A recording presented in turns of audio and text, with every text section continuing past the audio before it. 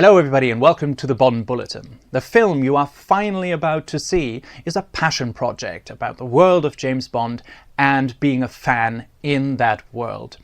It covers 20 years of me being a fan from 1996 to 2016, the year in which I premiered the film here in my hometown Braunschweig in Germany. I subsequently took the film to Spain and Switzerland, and in total we raised over 6,000 euros for UNICEF and its aid operation for children in Syria. This was a very important thing for me to raise money with the film. There has never been a global release of the film, so you could only see it in cinema, but today you have the pleasure of viewing it. It is a very personal story with a lot of highs and lows. It's an autobiographical film, but we filmed in 7 countries, 135 individual locations of both my personal story and locations of the James Bond film franchise. 11 guest stars wait to tell their story to you, and they all participated in the film free of charge. Notable people who have seen the film are Caroline Munro, Martine Beswick, and 5-time Bond director John Glenn, together with his dear wife Janine, when they were here in Braunschweig. Everybody had just nice things to say about the film. I hope you will too. Since this is a personal story, my personal story, I ask you to be respectful in the comments towards me, my film, and the people who appear in it. And otherwise, today is the day where you finally see a Bond for life.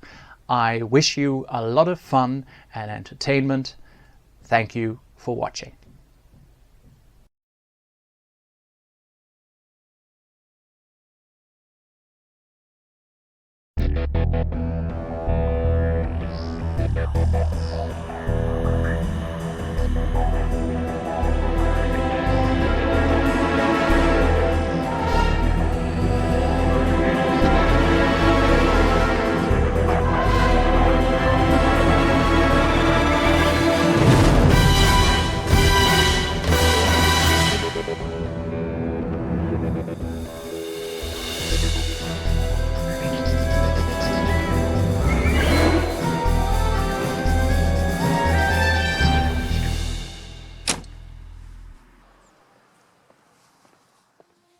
Following the divorce of my parents in 1991, I became increasingly hostile towards my mother, insulting her with words I will not repeat, and even, at some time, attacking her physically.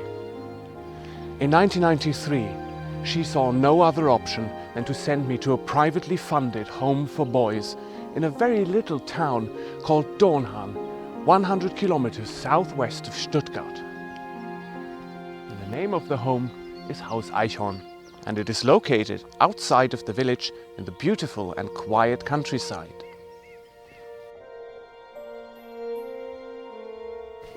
When I moved here in February 1993, it almost felt like moving into a villa in the forest. And I mean, look at it. It is a countryside estate.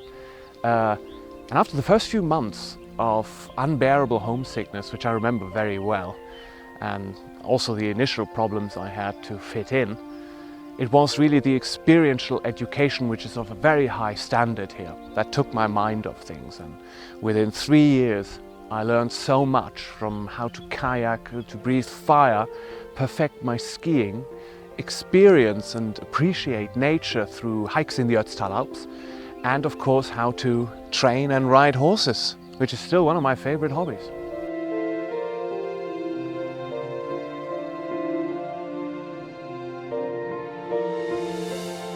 I have always considered my time in the boys' home as one of the most defining stages of my life. And despite being separated from my mum for these 3 years and putting some bad experiences aside, I am forever thankful for all the things I learned about myself, my interaction with society, about the world we're living in, and ultimately how to integrate into that constellation. It was a totally different time, carefree, colourful and exciting. And until this day, whenever I feel insecure, hurt or lonely, I remember Haus Eichhorn and draw strength from my memories.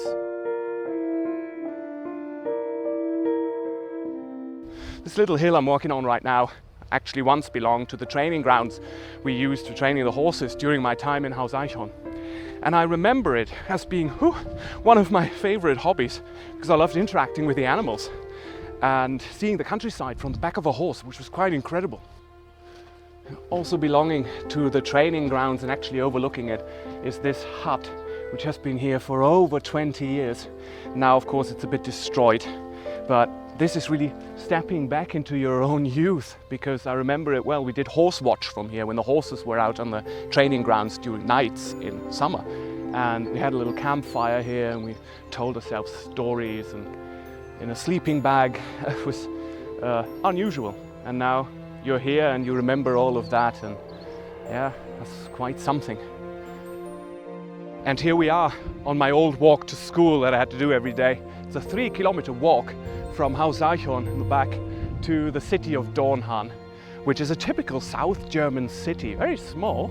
It only has a population of about 6,000 people, but I loved it. To see this site every morning was so brilliant. Whenever I had a bad day, this was a perfect thing to look at.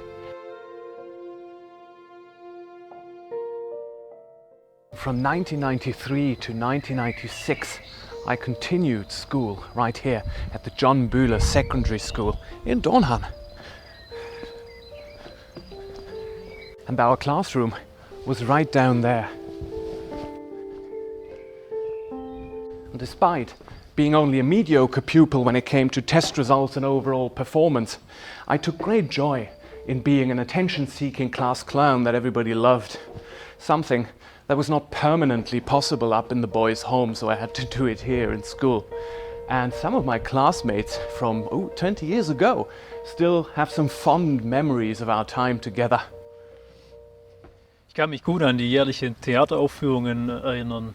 Phantom der Oper, James Bond und Dinner for One. Ja, hat echt Spaß gemacht damals, zuzuschauen, wie er sich zum Affen gemacht hat. Ja, er war echt ein guter Entertainer. Ja. Uns unterhalten hat er uns immer. Mit seinen Geschichten. Ja.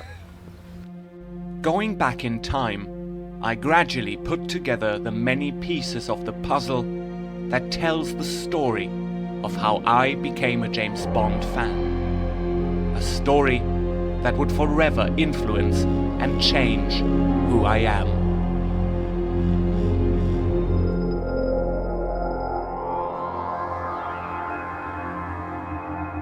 We all start the same, with a golden surface all around us.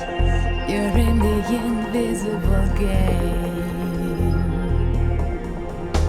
Control is an illusion, like wood in a stream, a victim in a scheme. You feel the ties, they disappear. The light gets brighter, the shadow gets tighter. Find a place to hide away, a place where mirrors don't show. The magical world you can't live without.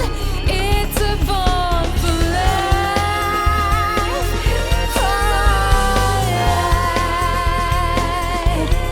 For life. For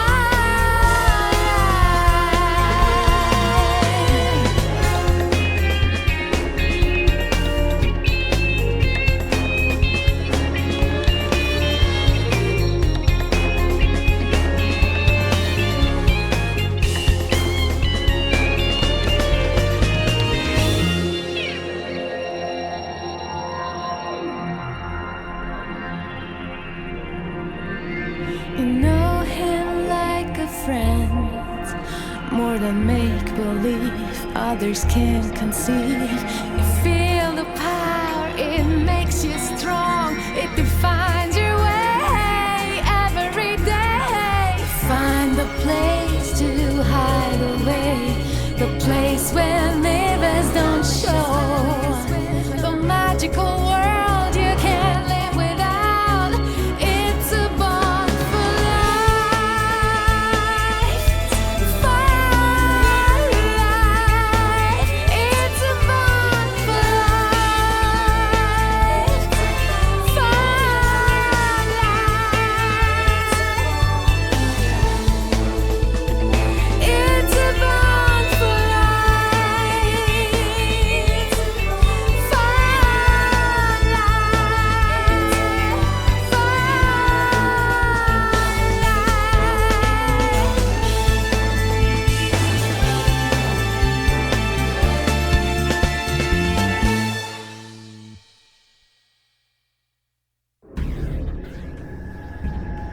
What does it mean to be a Bond fan?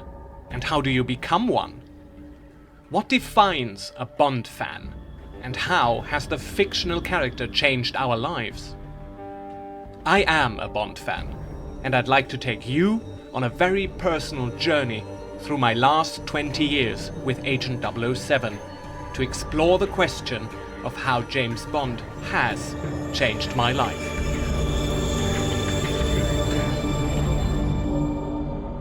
To take you back to the story, we go to the 13th of January 1996, and I actually have my old calendar, or schedule if you will, with the original date here, where it says that my mum came to visit, which was seldom in a boy's home, but they tried to have it regularly, that your parents could visit you. So on this 13th of January 1996, my mother and me decided to go to the next biggest city, which is Oberndorf am Neckar, to go to the cinema and see Michael Pfeiffer's new film, Dangerous Minds. But there was a problem. Just as we had sat down, there was a man coming, working there, who said that the projector for the film had broken down. And he said we could watch another film that's on the second screen in the same cinema, which was GoldenEye, a Bond film. So I asked the man about the story of the film. He said, I can't tell you too much about it, but it's a long-running film series. It's a famous character. You will love it. It's especially for boys. I remember he said that. It's especially nice for young boys. So we had two options. Drive home without seeing a film, or taking the price from our ticket and entering into the other cinema screen. We sat in the third row, I can remember that. So you had to sit with your neck in the back and your head up, and you had the big screen in front of you. And I was blown away, literally blown away from Pierce Brosnan's performance, from the first Bond film that I came in contact with. So that's the story there. Every Bond fan will forever remember the first film they saw in cinema. But I always thought it is the iconic first image that you see after the gun barrel sequence that sells the film for you. And with me, that was GoldenEye. And I'm walking on the incredible Versaska Dam in Switzerland, a 220-meter high dam, damming the Lago di Vogorino on the other side. It is the 29th highest dam in the world, and the view is simply breathtaking, not to mention the stunt they did so many years ago.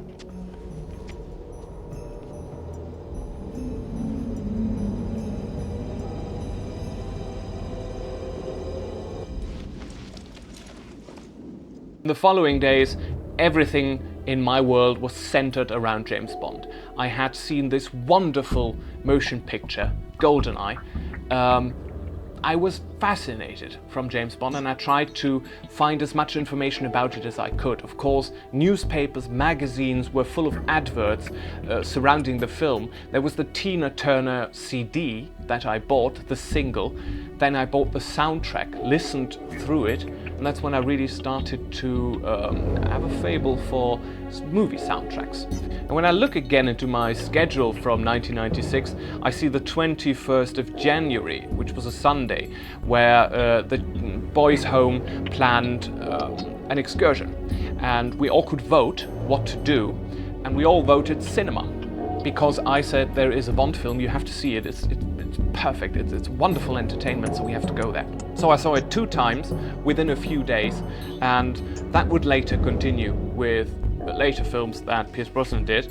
On these 2 days in 1996, that was really the foundation of my love for Bond. Norbert hier. Benjamin, bitte ruf mich umgehend zurück, wenn du aus der Schule kommst. Es ist sehr dringend. Danke. My mother had developed breast cancer in 1994. She had gone through several chemotherapy treatments. I was wearing a wig most of the time when she came to visit me in the boys' home. And somehow everybody there could sense that this would probably not end well, so the necessary steps were taken to reunite me and my mother in the summer of 1996. We tried to have something that resembled a family life at home, which was not possible because she was very, very weak, in and out of hospital, My grandmother had to stay with us most of the time to care for necessary things like shopping and cooking. My mother was so weak that she couldn't even go to the bathroom alone. We had to help her. Sometimes she collapsed in the bathroom, a sight I will never forget in my life. It's in here. It's like burnt in memory, you know. And then there was that fateful day of that phone call, the 15th of January 1997. Just half a year after I was released from the boys' home. And it was a colleague of my mother. I called him back and he came to pick me up to go to the hospital, where the doctors had performed a pulmonary puncture, which is a puncture of the lungs to release water. And she was in a critical state. So when we arrived, we were taken up to intensive care. We had to wear all this protective clothing, which is surreal in a way, because I had no thought in my head, absolutely nothing. I just knew it was going to be bad, and I was very afraid. When we opened the door, there was a very long hallway, and at the end there was a figure with a head in her hands, and when I came closer I realized it was my grandmother.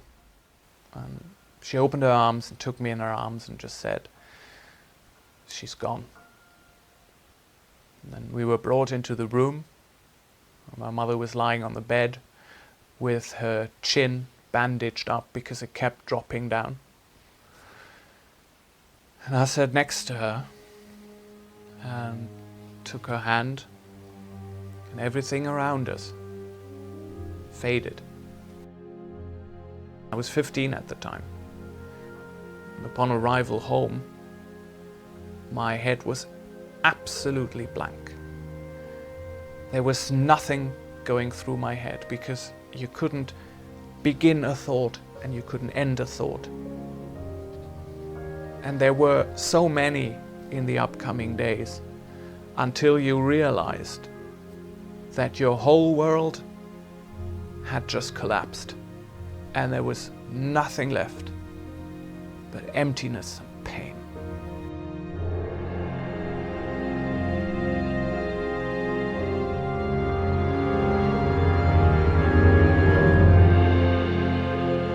That's where my cousin came in. I called her, told her what had happened, and she was the only one listening to me and taking care of the situation.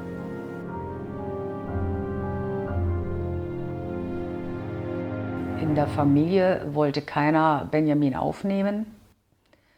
Jeder wollte sich der Verantwortung entziehen und es wurde auch gleich gesagt, dass er ein sehr schwieriges Kind ist und sie halt eben diese Gefahr nicht eingehen wollten, ihn deswegen aufzunehmen. Das hat mich dann sehr wütend gemacht und ich habe dann angefangen, alles in die Wege zu leiten, dass er dann eben in meine Familie kommt. My cousin came down with two of her older daughters and her husband.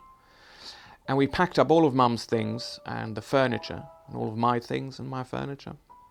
And we drove all the way up from the south of Germany to the north where they lived. And I left behind a place I had called home for many, many years, since the early 90s, where I had spent much of my childhood and have very good memories of. But this was definitely the start of a new life, or the beginning of a new chapter, which in the end played out completely different. Ja, er hatte erstmal ein Zimmer bekommen von meiner Tochter, die hat das leer geräumt, und da ich selber 4 Kinder schon hatte, mussten wir noch ein 5. Zimmer anbauen, weil für mich es immer wichtig war, dass jedes Kind sein eigenes Zimmer hat, und daraufhin haben wir relativ schnell noch ein 5. Zimmer an unser großes Haus angebaut. Und da ist dann Benjamin eingezogen. We buried Mum in the family grave in Dresden, city she was born in and that she loved so much. I remember a day before the funeral, in the evening, I needed to clear my head and needed to get away from all the relatives, and I went to the cinema, very small cinema, near where my aunt lived, and I saw Evita with Madonna. In retrospect, was not the best decision because Evita died of cancer too, and so the film and I, we sort of have a special relationship. The music will always make me cry, the film itself as well. And then came the day of the funeral, which I regard as the deepest cut to my life and certainly my heart. And from then on, everything changed rapidly. Benjamin und James Bond war, ich habe also beide gekriegt, Benjamin und James Bond. Sein Zimmer war auch alles, was James Bond betrifft, so ausgestattet mit Martini-Gläsern, Poster, Pistole etc. pp. Also es war absolut seine Welt. In die ist er auch oft versunken und ich denke mir mal, das war auch der Grund, warum es in dieser Zeit auch sehr schwierig war, an ihn ranzukommen, weil er in dieser James Bond-Welt gewesen ist. Menschen, die sich eine Traumwelt schaffen, möchten einen gewissen Schmerz entfliehen und manche Dinge einfach, weil sie es nicht mehr ertragen können. Und das hat seinen Vorteil, dass sie anderen in der realen Welt dann wieder ein bisschen mehr klarkommen, nicht aggressiv werden oder ähnliches. Sie können da ihre Gefühle viel reinpacken und das finde ich vollkommen in Ordnung. Ich hatte als Teenager auch meine Traumwelt. Ich finde die sehr wichtig. Ich habe auch versucht, ihm viel Liebe zu geben, weil ich der Meinung war, er braucht das. Aber das hat er natürlich mit Händen und Füßen getreten und es gab dann sehr viel Reibereien. Reibereien auch dann mit meinen Töchtern, die dann irgendwann auch keine Lust mehr hatten. Genauso wie ich, die natürlich sehr mit Herzblut an der Geschichte war und bin dann auch nervlich wirklich bankrott gegangen. Bis ich dann gesagt habe, es geht nicht, es zerstört meine Familie, wir müssen da eine andere Lösung finden. Und da war dann Benjamin schneller und ist einen Weg gegangen, den ich bis heute noch nicht verstehe. Auf eine Art und Weise ja, aber auf der anderen nicht. Wobei er nicht ganz in dieser Zeit bei der Wahrheit geblieben ist. We had a very loud and fierce fight with each other. And when my cousin finally had enough of all this screaming and the insults and everything, she went up the ladder to this little attic above the kitchen and began throwing down cartons to my feet and basically told me to move out of the house and pack my things and go. From memory, I think it was time to go to school then, and I did. I was glad to get away from the house, to get away from her and the fight, and my class teacher quickly listened to the story and then phoned my cousin, and in that time wrote down a telephone number and address of sort of a children's home, and I called them and they said, we have one free apartment, we would like to listen to your story and listen what happened, speak to all the right people and then take you in, because the situation, the way I presented it, was really desperate.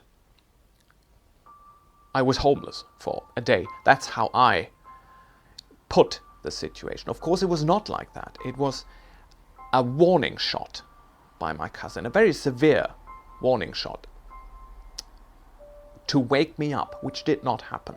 I didn't wake up. When I was young, you could kick me in the ass all day and I just wouldn't wake up. I was that kind of a child. Und das hat mich sehr verletzt damals, weil ich hätte ihm gerne zusammen mit ihm einen anderen Weg gesucht.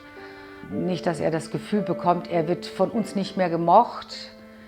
Aber das hat Benjamin überhaupt nicht mehr zugelassen. Das ging alles ganz schnell, schwupp war rausgezogen und das war's. I was taken in by a home for young adults, which was managed by 2 social pedagogues and their team.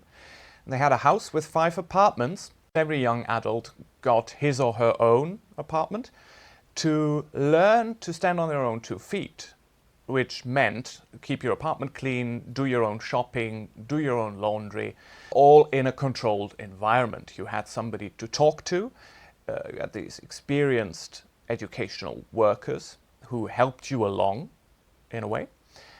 And so with 15 I had my first own apartment to care for, which was quite radical, but it didn't seem like that to me It seemed like newly acquired freedom.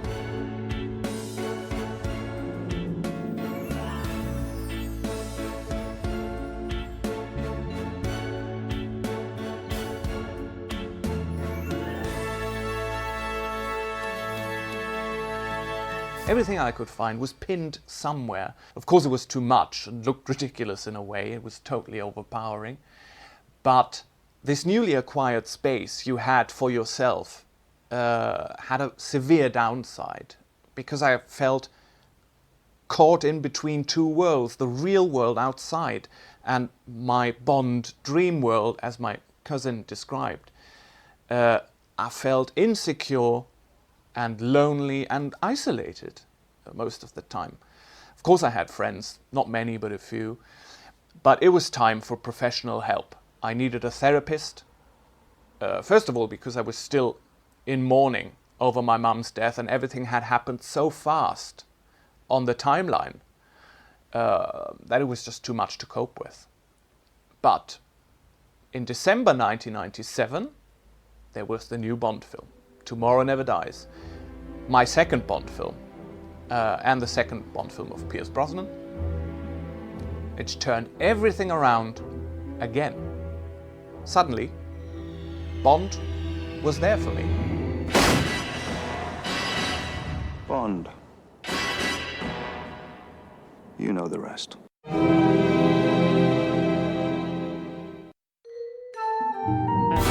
Behind me is the famous Hotel Atlantic in Hamburg, Germany, where in 1997 Bond's 18th adventure, Tomorrow Never Dies, was filmed.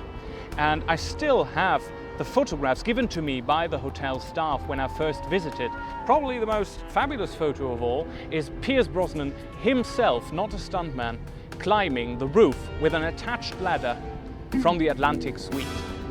What I still have here from my precious archive is the original layout paper from our school newspaper, which had the Tomorrow headline of the Bad Boys or Elliot Carver's newspaper Tomorrow, or as it is called in German, Der Morgen. We called the hotel staff and they were very friendly and brought us onto the roof of one of Germany's most renowned hotels.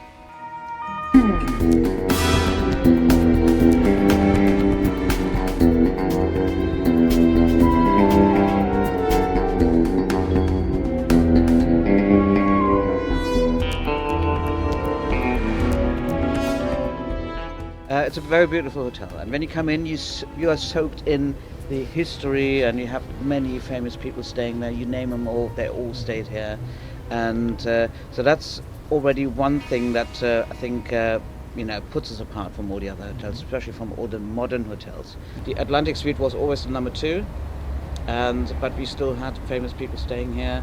I think one of my favorites, Sir Anthony Hopkins, stayed here. I think he stayed in the Atlantic Suite. And Kim Basinger was here last year, also a Bond girl. That's from right. 1983. Yes. But that's the wrong Bond film, then. Yeah, it's an unofficial one. Yeah. Yes. You don't count that as a Bond film. No, not really. No. It's still good though. It's a great film, especially with Klaus Maria Brandauer. Yes, it's definitely. a great baddie. But it's not a Bond film. So you're a Bond fan? I'm a huge Bond fan. You're a huge Bond fan. Always have been. So my last question to you is, of course, does your bar offer the original Vesper Martini? Yes, of course. Very good. When I came out of the cinema, I experienced a very strange feeling that I cannot put into words. I cannot explain it. I felt very small and unimportant on this world. Something that happens until today, mainly with Bond films. It's happened on some other films, but I cannot explain it. I don't know where it's coming from, no idea, but it's there. And my first thought was to counteract this feeling of being unimportant and small.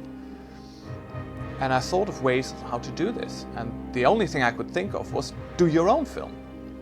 Turn yourself into Bond. Which goes back to what they always say, every young man wants to be Bond, every woman wants to be with Bond. Always found that a bit funny, but when you experience it for yourself, it gets logical.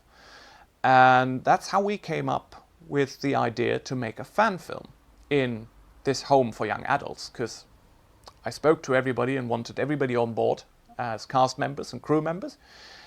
I started writing a script for a fan film entitled White Countdown. This little forest area, just a few kilometers outside of Hemmoor, was actually the birthplace of the idea to make a James Bond fan film. Because 16 years ago, it looked totally different.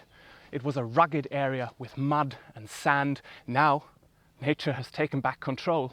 But back in the day, this was a popular spot for motocross bikers, and we used it too for our film.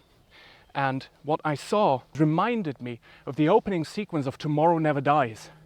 So we filmed our opening sequence here, in this lovely place, of which nature has taken back control now. Here's the scene from the film.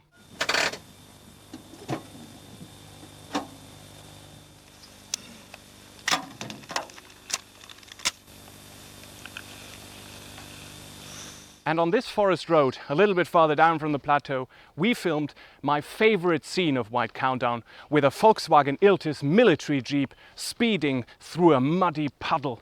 Have a look.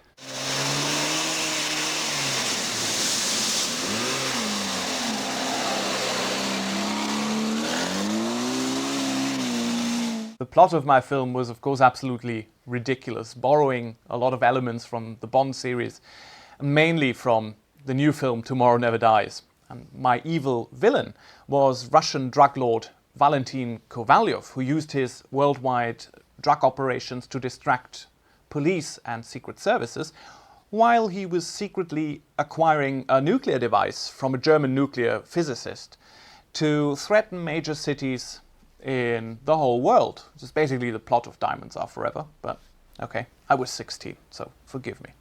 And he had a wife whom Bond was familiar with, who was taken straight from Tomorrow Never Dies. It looked really great on paper, but was very difficult to film. Schlechte Bewachung, was?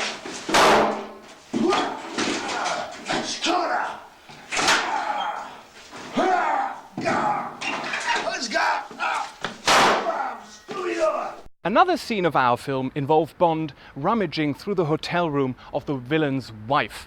And we filmed it just a few kilometers outside of Hemmoor in this lovely family-owned hotel called Zur Linde. And Bond's arrival in his car was particularly funny to do because, first of all, it was not at all a Bondian car. And the second thing, beside our film being very amateurish, is I don't have a driver's license. Ja, am besten ist beim Anhalten beides treten. Jo, jetzt Kupplung treten, bremsen. Nicht so doll. Korrekt. Sehr richtig. Fahrschule die erste.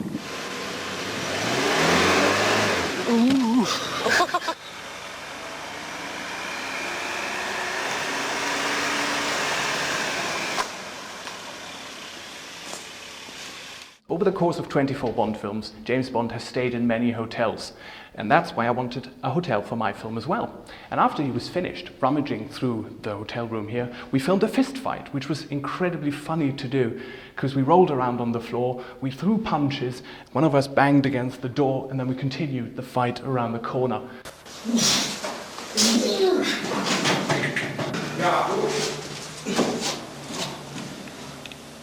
Schnitt. Nee, das ist nicht.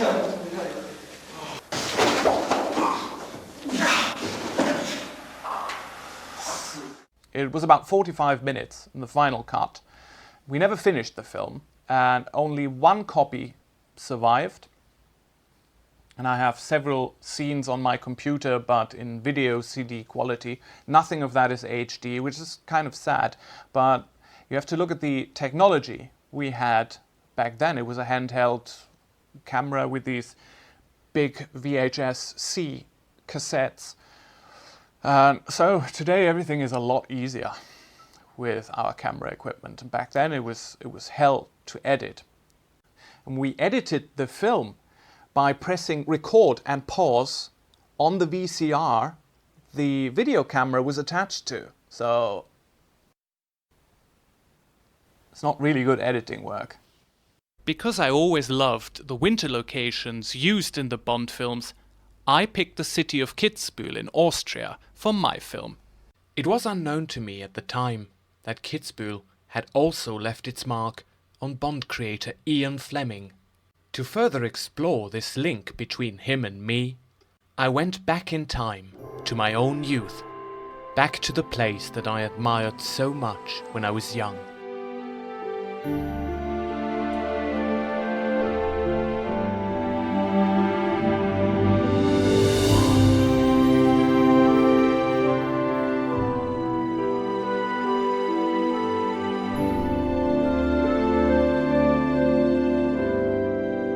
The first connection between Ian Fleming and myself can actually be found here, in this very old wooden building that stands right in front of the wonderful Schwarzsee, which translates as Black Lake into English.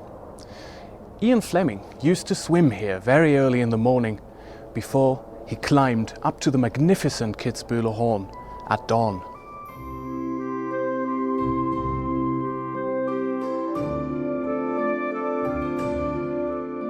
Ian Fleming came to Kitzbühel in the early 1920s after being sent here by his mother to study and brush up on languages like German, which of course helped him with the locals, but also with the ladies, who had quite a thing for young, dashing Ian Fleming, who, within this beautiful scenery, started to develop character issues that later his character James Bond would adopt.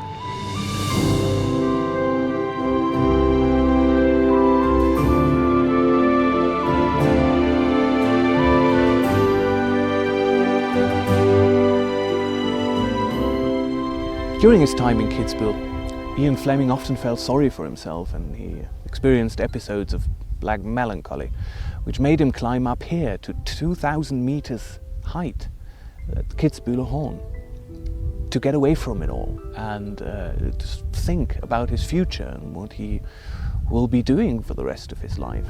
He hadn't created James Bond yet. He was very young. He was 19 when he came to Kitzbühel. But certainly it was this breathtaking view that inspired a lot of the adventures, like on Her Majesty's Secret Service, for example, because up here you have the panorama above the entire Austrian Alps, which is simply quite stunning. And when he was finished up here, thinking about himself, about his life, he would go down to the valley, have a late breakfast, and always order scrambled eggs and coffee. And he can be quoted in saying that scrambled eggs and coffee are the two things in the world that will never let you down. And this sort of connects me and Ian Fleming, because I like scrambled eggs, but coffee I like even more. And people who know me, I drink a lot of coffee, so that's the connection right there.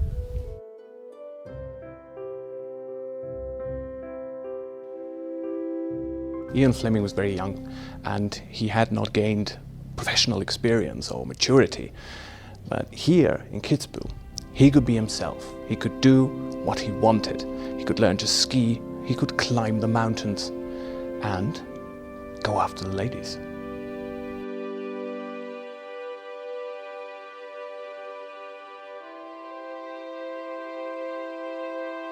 Fleming's German improved rapidly, and it was enough to write soothing love letters to his girlfriends back in Kitzbühel.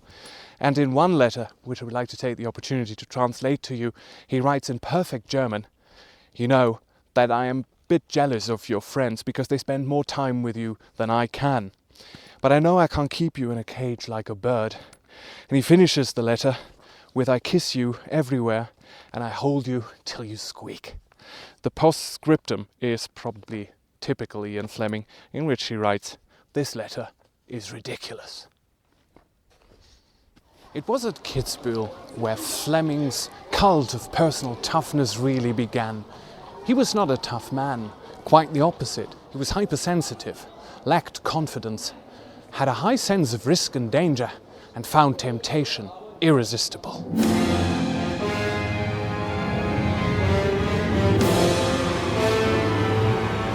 One thing Fleming loved most beside golf is skiing. There is actually no mention in Ian Fleming's books how James Bond learned to ski, a job Charlie Hickson later did in his young Bond novel By Royal Command, where Bond is trained by Hannes Oberhauser, who lived right down there in Kitzbühel.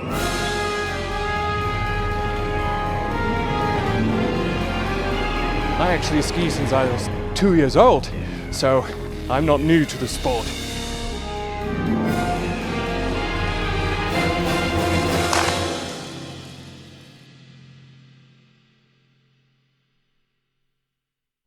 For my film, I wanted some exquisite location for Bond to stay in, so it was a good opportunity that I accompanied my grandmother to Kitzbühel in December of '98.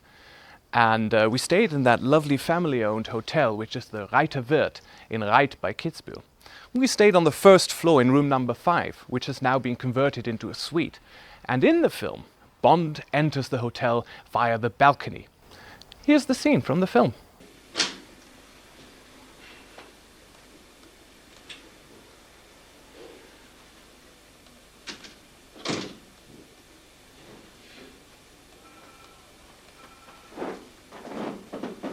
What I love about a small village, especially in Austria, is that they rarely change, and it's the same here in this village and also in this hotel.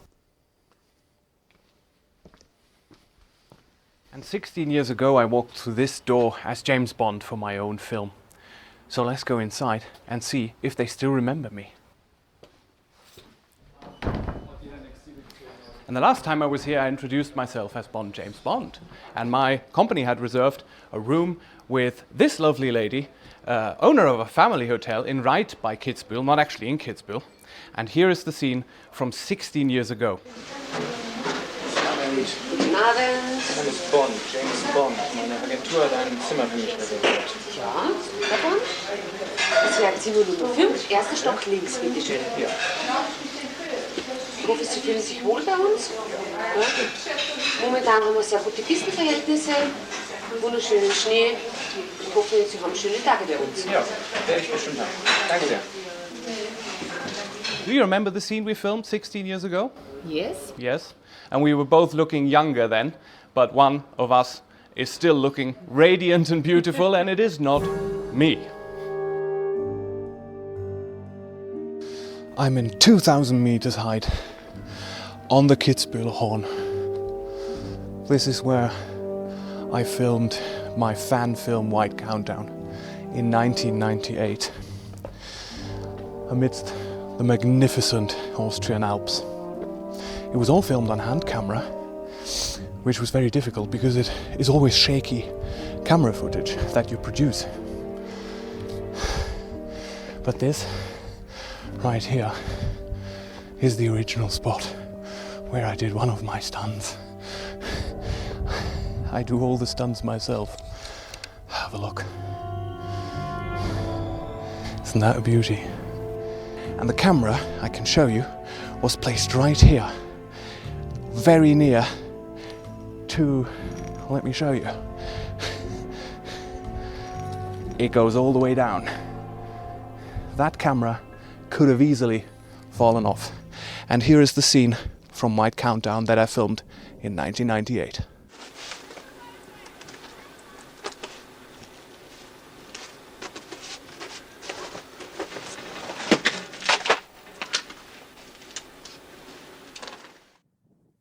This seemed totally spectacular to me back in the day, and so I needed to do it again to make it look as it was supposed to look.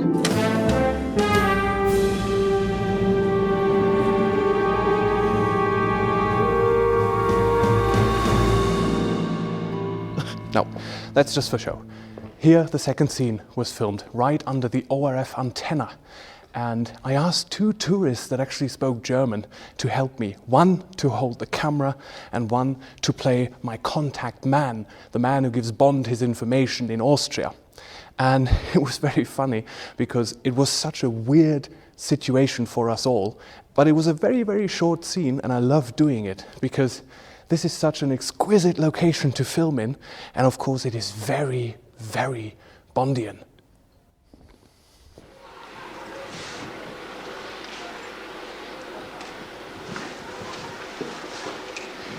Das Wetter ist sehr schön. Wo der Schnee bedreckt haben.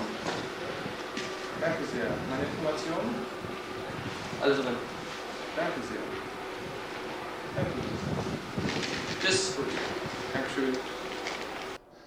The most famous slope in Kitzbühel is the one right behind me, which is the Strife World Cup slope. It is very difficult to master and only experienced skiers should go down here. Ian Fleming was experienced skier enough to master it. And the only tribute the city of Kitzbühel ever paid to its famous visitor is the annual Ian Fleming Ski Challenge, which is also held right here. And that's what I love most about the Alps. They're so majestic, the perfect holiday location, and of course, the perfect location for a Bond film.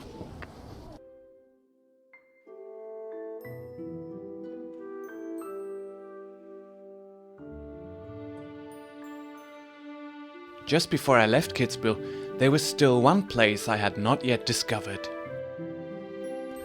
And stepping through this picturesque gate, I'm entering the place which was once Fleming's home in Kitzbühel, the Hotel Tennerhof, right underneath the Kitzbühel Horn.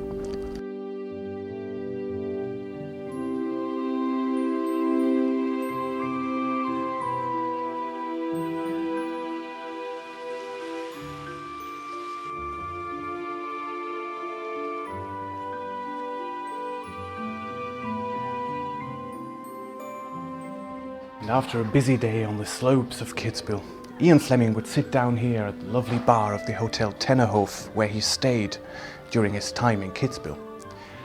And over a drink, I think he dreamt up some of the villains and Bond girls he would later use in his books.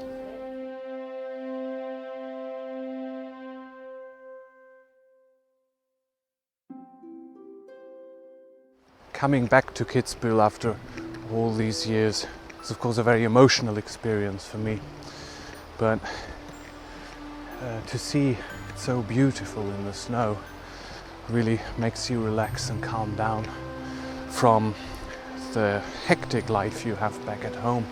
And that's what I have always liked about Kitzbühel, reliving some of the memories I had here with my film and my family.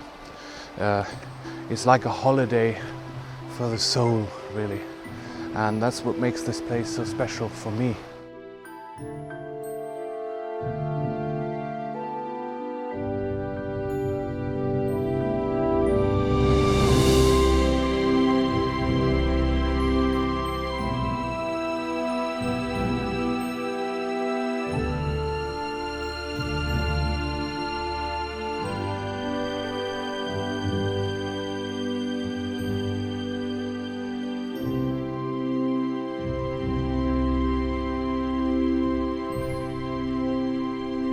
Although we never finished White Countdown, it was a great experience for everyone who was involved. And for me personally, it was a way to cope with the bad thoughts in my mind. I use my head like a hard drive in a computer.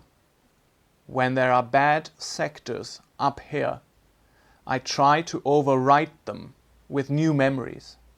And that is a system that works quite well for me. Certainly in recent years.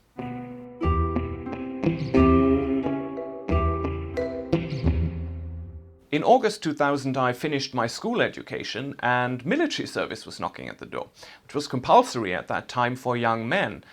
So I was tested if I was fit for service, but I refused to join the military, which you could do, but you had to do an alternative 10-month civil service.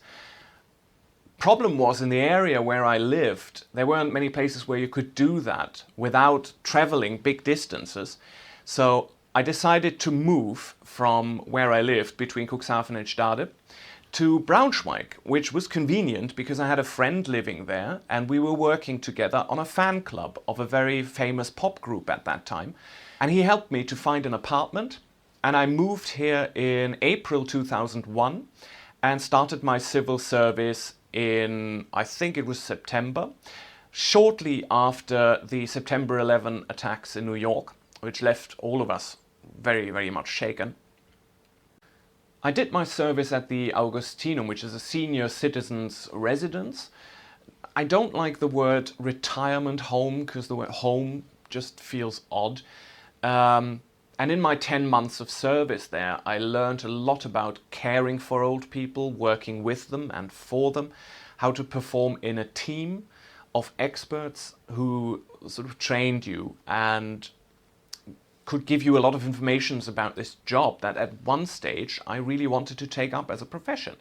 The problem was that I did not have the necessary qualifications to train for the job, because I left school with a very bad report card, which was due to my history of my mother dying and having problems in school, and being a really bad student. After I had finished civil service, I didn't really have an idea on what to do next professionally.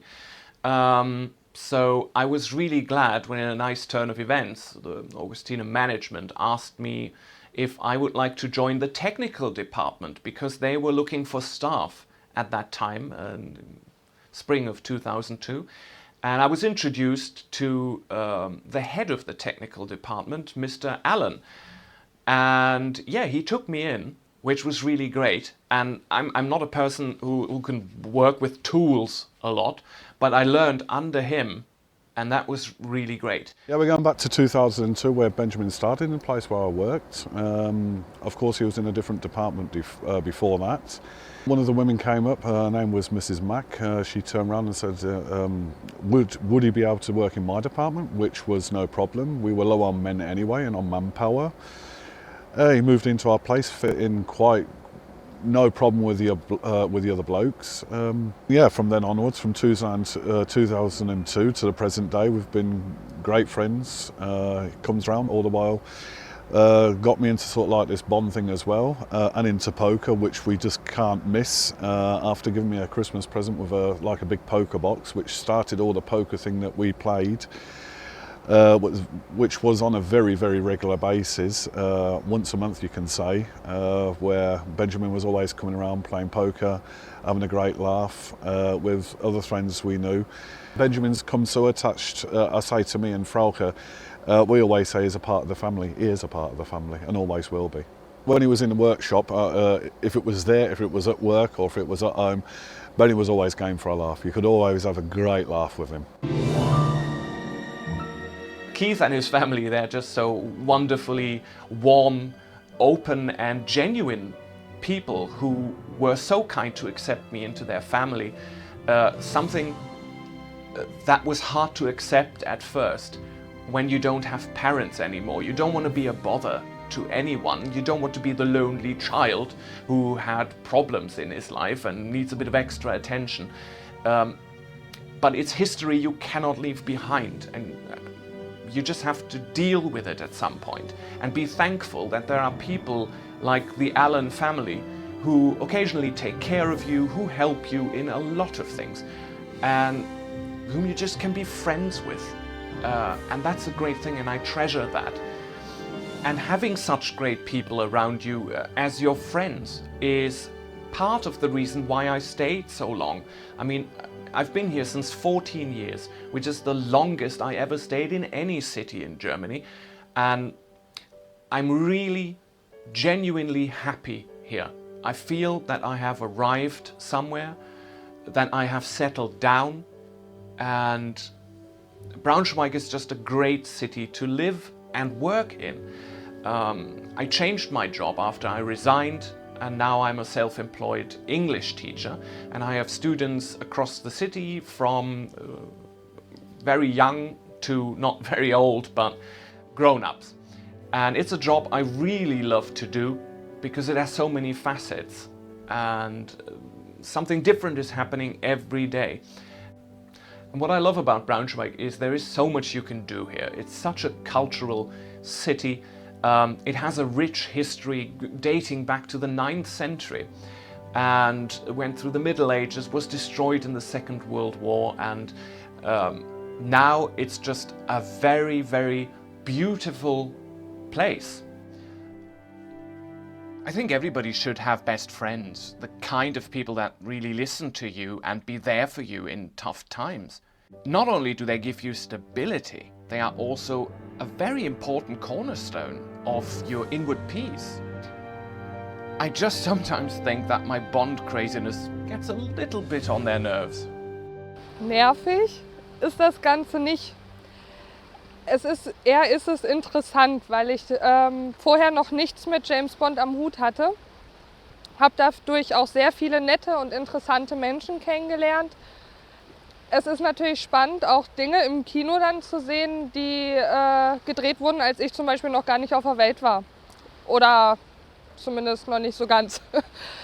Deswegen würde ich sagen, ist es nicht nervig. Manchmal vielleicht anstrengend, ja. Aber nervig ist es nicht. Benjamin macht aus, dass egal wo man mit ihm ist, man sich gleich zu Hause fühlt. Weil man weiß, dass man jemanden hat, der ein offenes Ohr vor jemanden hat, mit dem man lachen kann, viel lachen kann und aber auch genau weiß, denn wenn irgendwas ist, dass er halt für einen da ist und einem auch zuhört und die Probleme halt wirklich ernst nimmt. Das finde ich besonders schön an ihm.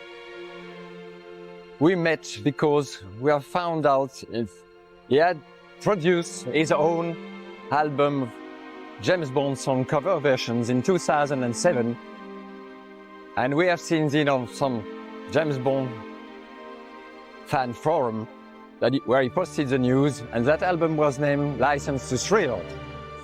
And the interesting fact that he was his own singer, that is, he had the voice capability to sing very nicely and effectively. So after we got in contact with Benjamin about this performance as a singer in the License to Thrill album, I got interested into getting him into some of my own projects about unreleased John Barry songs. Main thing I appreciate is an easy to live with guy, you know, just any things we have done together, and everything gets carefully planned. What I would say characterize Benjamin is he's a surprise guy, you know, just you're never deceived. James Bond stayed with me through all these years in Braunschweig, but it took until 2013 when I really started to get active in the Bond world, and I created my blog, the Bond Bulletin, which has since then become very, very successful. And I just recently switched it to a new website and designed it sort of a news/entertainment website informing fans and other people about James Bond, about the history, and about the new film that is coming out. So I met a lot of people through my work at the Bond Bulletin, and also there is another Bond expert living here, whose name is Danny Morgenstern, and we became great friends. And now we're actually working together on many projects and on his books, which is really a great plus. Benjamin habe ich das erste Mal kennengelernt in Hamburg, als ich selbst einen James-Bond-Vortrag gehalten habe. Und ja, er ist mir da über den Weg gelaufen. Er hat ein Wissen darüber angehäuft, wo andere neidisch drauf wären. Und ich dachte immer, dass ich Bond-Experte wäre, aber eigentlich müsste man zu ihm sagen, dass er James-Bond-Experte ist, weil er wahrscheinlich wesentlich mehr weiß als ich. James Bond hat mein Leben massiv beeinflusst, weil ich glaube nicht, dass es sehr viele Autoren gibt, die sagen können, dass sie von dem Beruf als Autor leben können, und diesen Luxus kann ich mir im Moment leisten. Das gibt mir sehr viele Freiheiten, das heißt, es gibt mir eine Sicherheit und ich fühle mich gut mit dem, was ich tue. Es ist eine künstlerische Tätigkeit, die mir sehr viel Spaß macht, und ich glaube, sicherlich hat der eine oder andere schon mal davon gehört, dass der Flügelschlag eines Schmetterlings das Wetter beeinflussen kann. Und ein Schmetterling ist ja nur etwas sehr, sehr Kleines. James Bond ist etwas sehr, sehr Großes. Und ich glaube, dass James Bond eine so große Auswirkung hat auf ganz viele Menschen, dass ja, deren Leben in bestimmte Richtungen gelenkt wird. Dass sie anders handeln, weil sie eben James Bond kennen, dass das mit Know-how verbunden ist, mit Allgemeinbildung. Ich glaube, James Bond beeinflusst viel mehr Menschen, als wir glauben. It changed me in a lot of ways too, and it enabled me to travel around the world to all these places where James Bond filmed. And I actually made it into a book, which is called On the Tracks of 007, and that opened a lot of doors. And so now we're actually frequent visitors to the Pinewood Studios and meeting all these people. So it's pretty interesting. Yeah, I've had a website also, Bond Lifestyle. I meet people from, you know, all over the world, but with all the traveling we do, we also meet them in person, which is kind of funny because you're basically doing everything online, which is so virtual. But then going to these kind of events, like even one today, or you know, other trips, we meet people, and then you keep, you know, the connections closer, and yeah.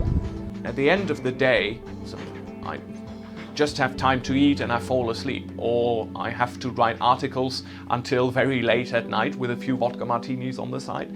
But I really love it, and Braunschweig has become my base of operations for all of this. Here is where the magic happens, so to speak. I'd say this Bond thing, it's got me more interested in Bond as well. I was like a normal person that watched lots of telly. Bond is an English thing, of course. But I must say the details that Benjamin knew about Bond and all the behind facts about it was very, very interesting. Got me more into Bond more than anything else. For us, it was always on the calendar. New Bond filmed out. Being here in Germany, of course, we wanted to watch it in English. Is going in the cinema together and watching Bond in English. Roger Moore's my favourite Bond actor. I must say at the moment, Daniel Craig, yeah, he does do the part. It is the change, the new generation of a Bond, which he really does fit in. Really? The day that Timothy Dalton did his first film, came on and said, "My name's Bond, James Bond." Sorry, it just did not work for me. I have been following the production of the Bond films since The World Is Not Enough in 1999, and I collect every single piece of imagery or news report that I can get on the current film. And this is certainly no different with SPECTRE, and it always starts with the press conference. With SPECTRE, it was a photo call on December 4th, 2014. That I watched here on the big screen, which has sort of become routine because it's the first exciting moment in the production of a Bond film. You watch the press conference and you get the title of the film, you get the cast, and this time it was totally different because I filmed myself for this documentary here with quite an interesting result. Have a look.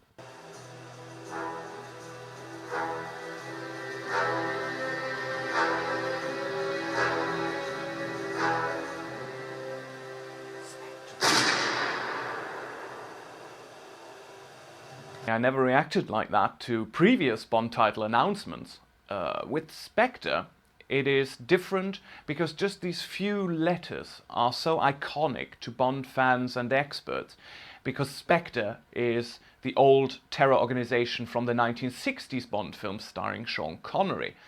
And the reveal was very cleverly done with this diamond-shaped font, and a lot of thoughts pop into your head. Are they bringing the terror organization back? Is Blofeld going to return with his lovely white cat and all of that? Bond fans' mind. And that's what made this moment so special. People sometimes ask me, why do you come to a secluded place like this? A simple motorway exit in Berlin-Grunewald. The reason is simple. Because we're Bond fans and we do things like this. This motorway exit, Hüttenweg, was used in the 1983 James Bond film Octopussy, where Roger Moore exits the motorway on his way to Feldstadt Air Base, chased by the German police.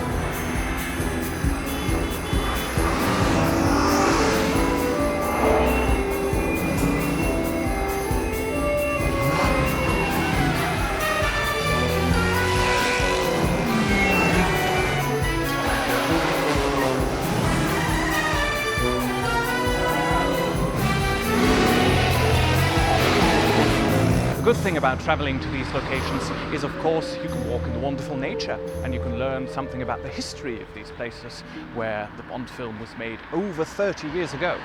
But 2.6 kilometers away from the next public transport, you would sometimes wish for a motorcycle.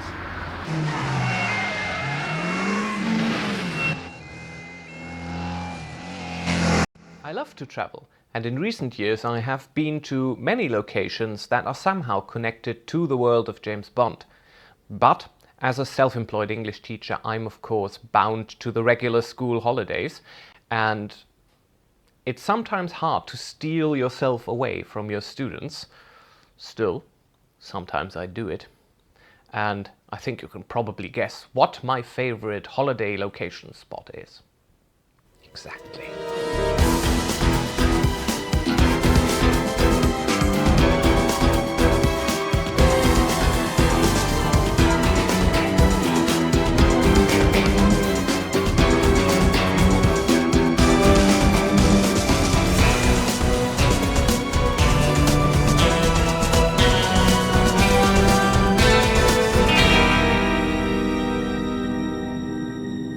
It's London, and I was first here in 1995 together with my mother. And sadly, it was the last holiday we took together, which makes it a special place to be here.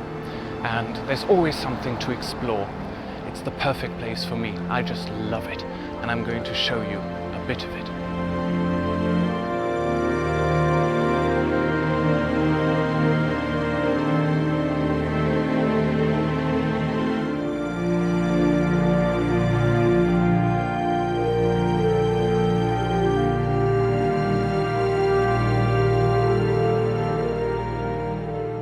Literally walk in the footsteps of James Bond, because Daniel Craig jogs down this road in Skyfall going to Trinity Square.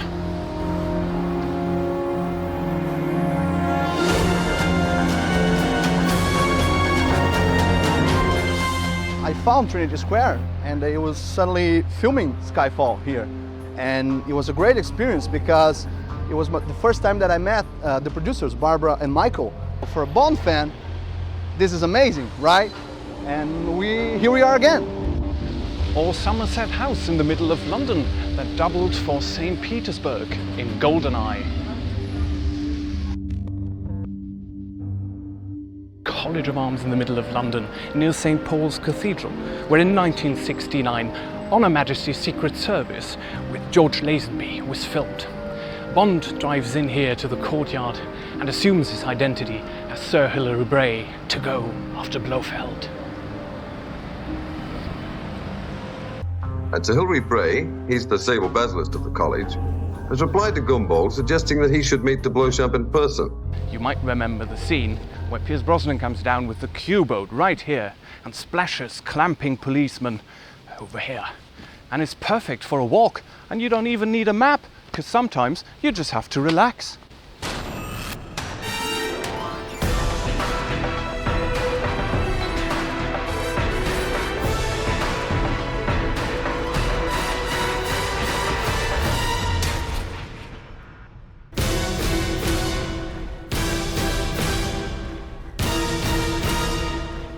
Being at places like this, Glengale Bridge, that was used in the boat chase of The World Is Not Enough, where you get the I have been there experience. I mean, it's a strain on your feet, on your shoes, certainly. You fight with the weather all the time, but it's just great being here. It's a complete joy.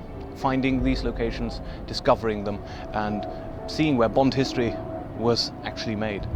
Just great. Love it. Last but not least, the fabulous O2 Arena, where the impressive boat chase of The World Is Not Enough came to an explosive end. And I'm here to meet one of my closest friends from the Bond fandom, who some of you might know as Marketto. I met Benjamin back in, I don't know, maybe 5 or 6 years ago in the forums, in the Bond forums. And the first time that I heard his name, it's when he posted a cover song from Diamonds Are Forever. But the funny thing is that it was an Italian cover. It was called like Vivo de Diamanti. And then we started to talk and we became good friends. And from that time on, we also met Martine, a very good friend from Norway. And it feels like we are a team now. A team of Bond fans together, united.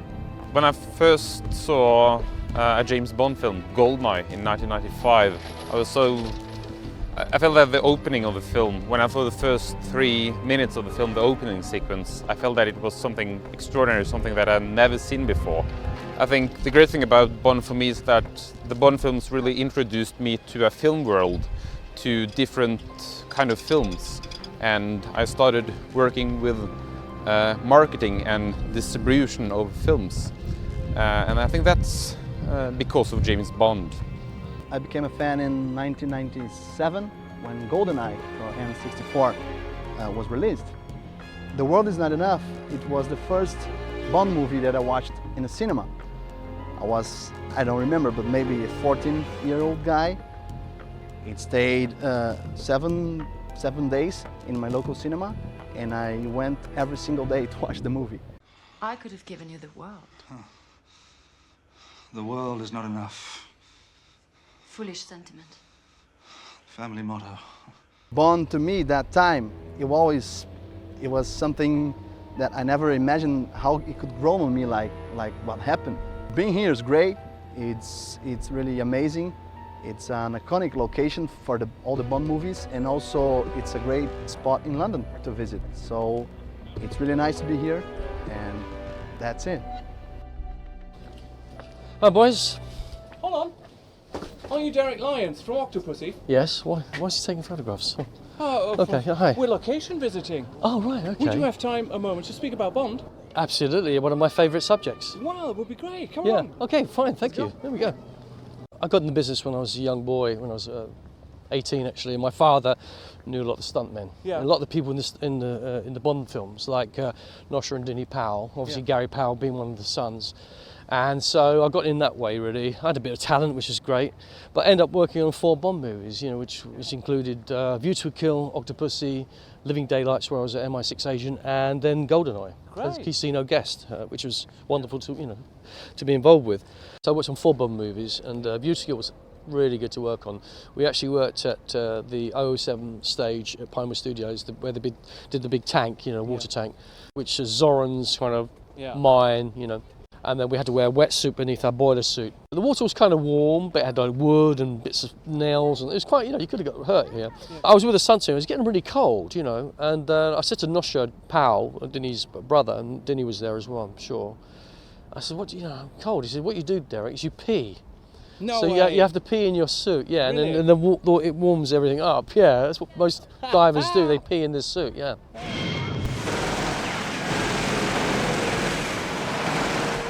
London has so much more to offer than just sightseeing and visiting all the various Bond locations.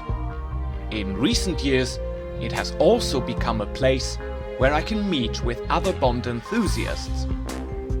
We meet up to visit exhibitions like Bond in Motion, a unique opportunity to see the largest collection of Bond vehicles on display, or to see concerts that feature a selection from the enormous treasure trove of Bond music that encompasses a total runtime of over 30 hours. In July 2014, I had the opportunity to meet with the John Barry Appreciation Society for a very special musical event at the Royal Festival Hall.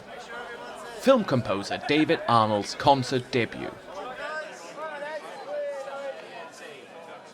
The man, hello. Oh, that was very good. Nice to see you. Oh, nice to see you. During our meeting ahead of the concert, I was able to capture some thoughts of fellow Bond fans and inquire how James Bond had changed their lives. Oh wow, James Bond changed my life. Do you really want to know? Yes, Okay. I do. Yeah, from a time living in the 60s, 1960s, very working class English background, very hard. Family dynamics quite difficult. Yes. School life absolutely atrocious. By the early 70s, I was hating school, had a bullying teachers and whatever. And I saw my first Bond movie in 1973, which ironically was Live and Let Die with George Martin's music, not John Barry, who later became my god. And James Bond suddenly became my hero, and he kind of instilled strength in me. It's like I came from a grey world into this Technicolor world. Yes, very nice. My best Bond experience would have to be that first moment. That first moment, watching the gun barrel sequence. Yes. That first time was just extraordinary. Since then, I've met a few of the stars, but ultimately, the greatest of them all is John Barry. John Barry, for me, apart from meeting my wife Julie's over there, John Barry became my hero later on, and when I met him, it was just the greatest honour ever, basically. When John Barry died, it was so upsetting because when John Barry was alive, he was actually there for so many big events of my life. Yes. He was there for the death of my dad and my mum. Yes. He was there for also some of the happiest moments of my life, and the happiest moment, apart from meeting him, was meeting Julie. Yes. So his music to me is more than important as music. It's actually part of me. Yeah. So what's your favourite Bond film? On a Majestic Secret Service. Oh, right. Without a doubt. Very good. Yeah. By far, it is the greatest. Not necessarily the greatest actor in the world, but everything about it is wonderful. Yeah. The score is the greatest. It is. True. I saw my first Bond film in '63, From Russia with Love. And ever since then, I've seen every single Bond film at the cinema on first release, and read every single book, all the Fleming books, and some of the continuation ones, not all of them. Every 2 years, it's something you focus on, you look forward to. The first Bond film I saw, Russia with Love, is still for me the best, even after 51 years. The previous year, we were going to go and see Dr. No with my dad, and it was a toss-up as between whether, if it rained, we were going to go and see Dr. No, and if it was a sunny day, we were going to go to Arsenal to see Arsenal v Wolves, which was my football club. It was a sunny day, so I went and saw the football match. So I didn't catch up with Dr. No till a few weeks after Russia with Love in '63, November '63. Yeah. The last time I met David Arnold was in Studio One, yes, Abbey Road, in 1999, at the recording session with John Barry on an album called Eternal Echoes. And David Arnold came in with Don Black. Don Black then was joined by a man called A.R. Rahman, who Don Black was working with on a musical called Bombay Dreams. That's where I met David Arnold, so I sat next to him while John was doing one or two tracks from Eternal Echoes. I think one of the tracks was Lullaby and the other one was Winning, and I saw those two tracks recorded.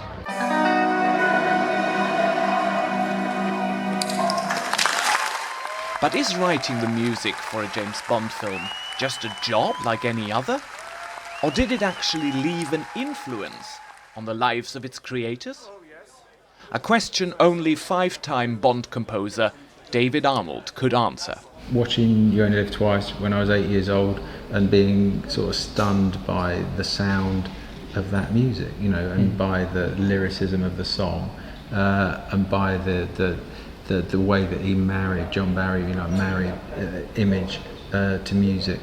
You know, in a very short amount of time, you're exposed to the James Bond theme, Capsule in Space, You Only Live Twice, you know, just extraordinary pieces of music, really. And that's like in the first 10 minutes. So, yeah, of course, you know. And also, you know, I mean, I came from Luton, and you know, that was like globe-trotting film, and it was like, well, these places exist. I mean, I realise that most places look exotic when you come from Luton, but...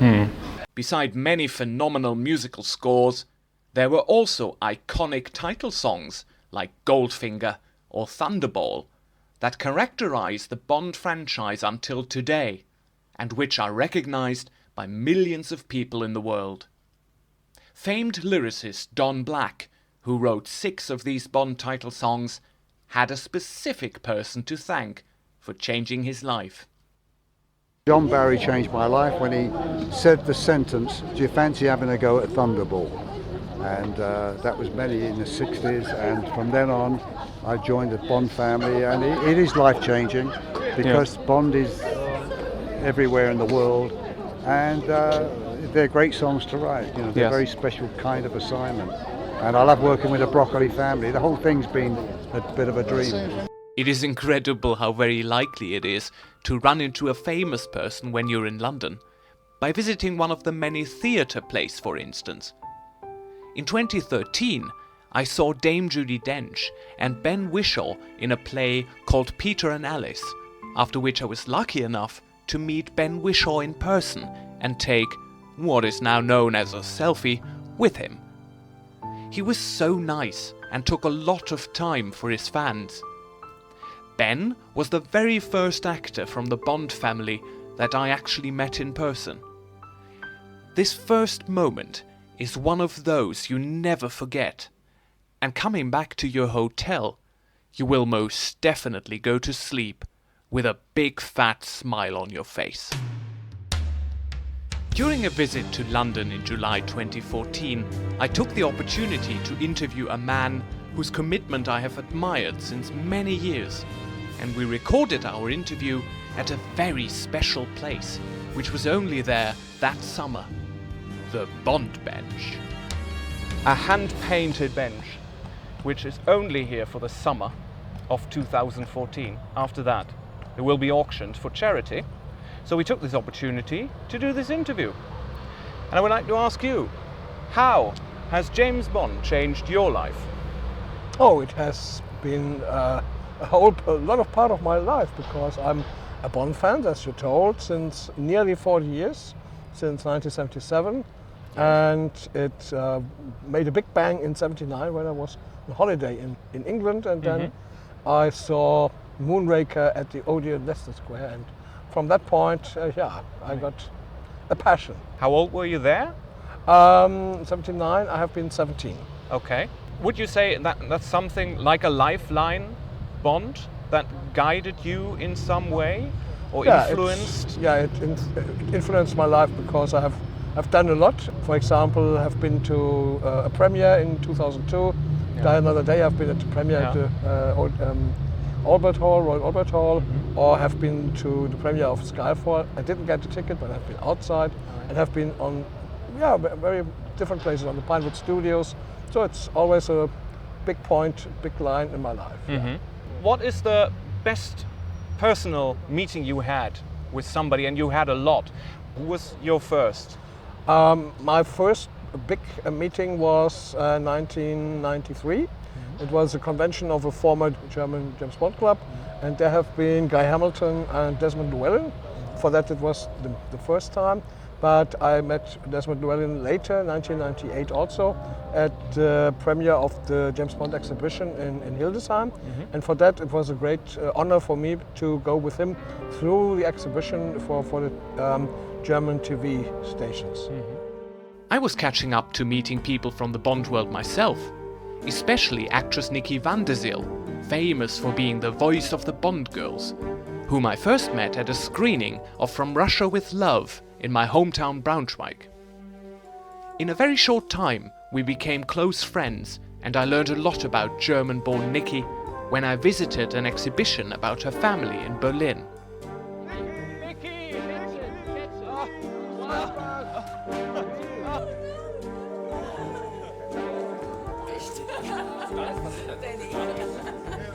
Getting to know her more and reading her autobiography made me realize that she just had to be the first honorary member of the newly formed James Bond Club Germany.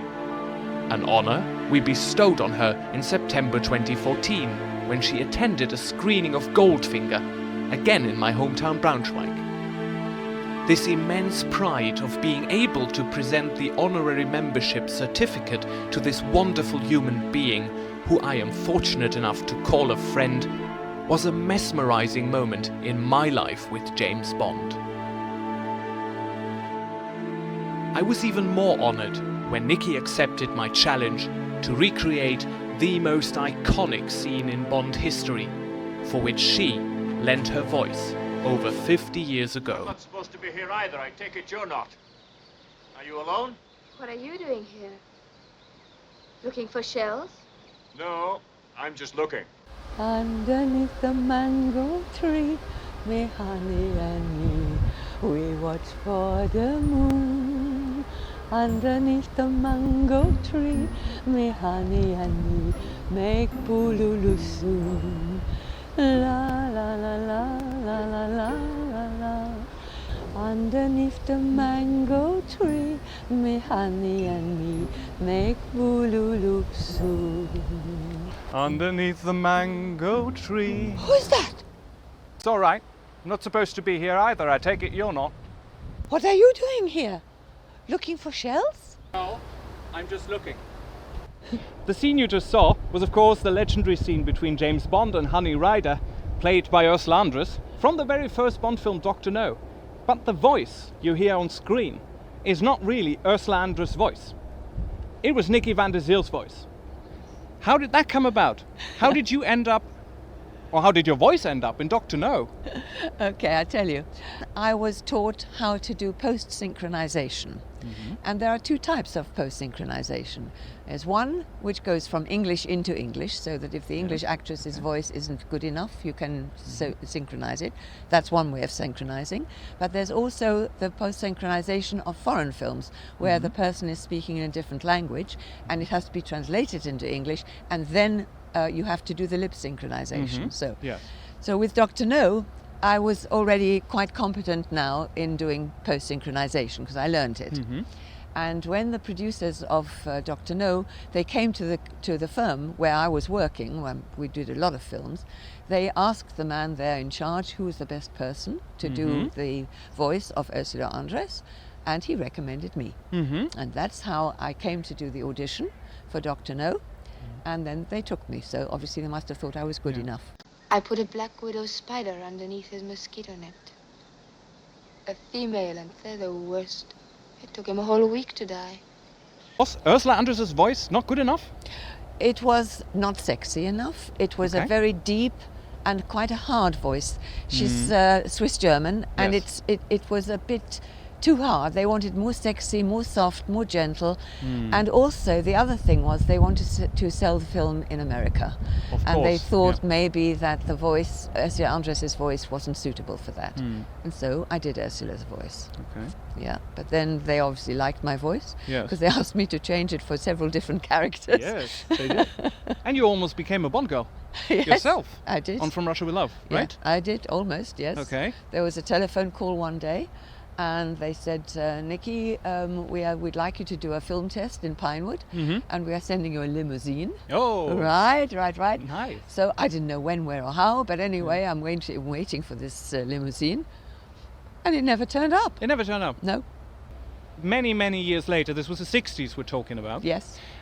You worked on 9 other Bond films beside Dr. No. Yes. So up to, let's say, Moonraker, you did additional voices for the Bond girl. You revoiced them. Yeah. For instance, in Goldfinger, I revoiced English Shirley Eaton into posh English. Oh, right. Okay. So she had a Cockney voice, and I revoiced her into a gentle English, sexy voice. Right? Because they needed that. They wanted that. An English lady, an English actress into English.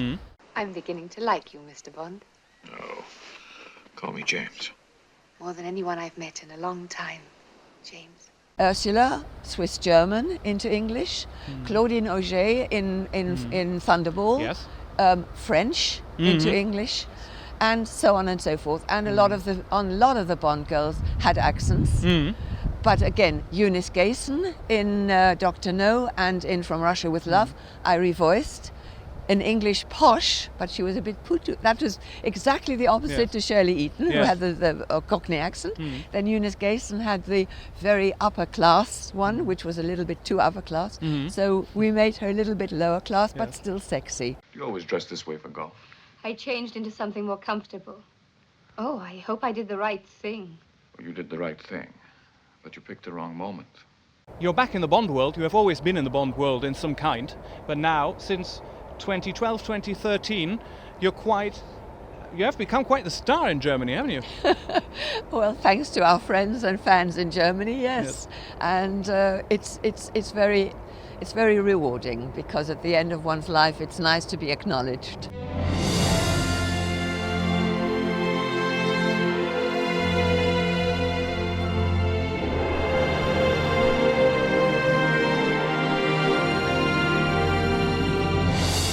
The Bond girls are, of course, one of the most important ingredients of the Bond cocktail.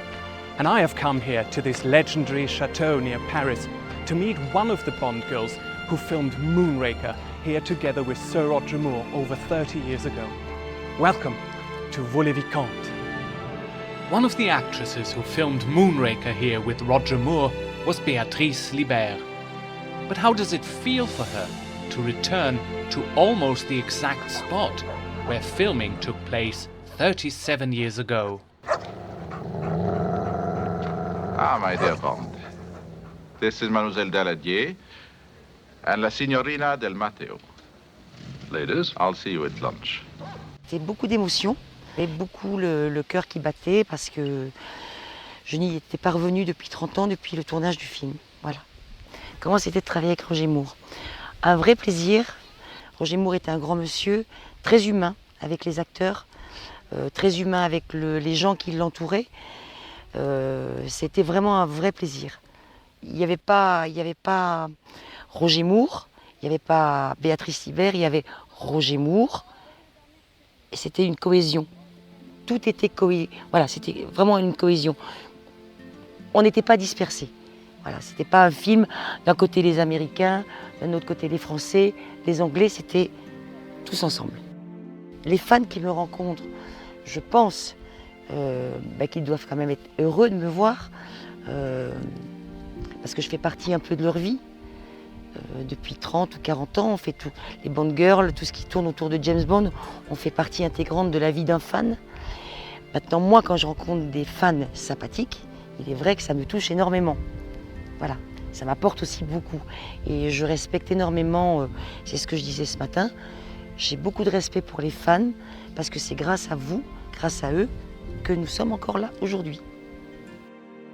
Je pense qu'au départ, la Bond girl est choisie par le producteur pour sa beauté. Je ne vais peut-être pas dire son intelligence, parce que... Mais bon, certainement au départ pour sa beauté. Et puis après, le fait qu'elle fait partie intégrante du film et que sans une Bond girl, 007 n'existerait pas. Il n'y aurait pas 007. C'est aussi une cohésion. Il y a James Bond et la Bond girl. Donc je pense qu'à partir de là, la Bond girl se doit d'être belle et intelligente par la suite. Vanity has its dangers. Vanity, Mr. Bond. Something you know so much about. When my dear friend Morten invited me to attend his UNICEF charity event, Bond Girls Are Forever, in Oslo, you can imagine that I didn't hesitate. After 8 months of hard work, he had put together an exclusive and glamorous event and managed to get no less than 7 Bond girls to the Norwegian capital.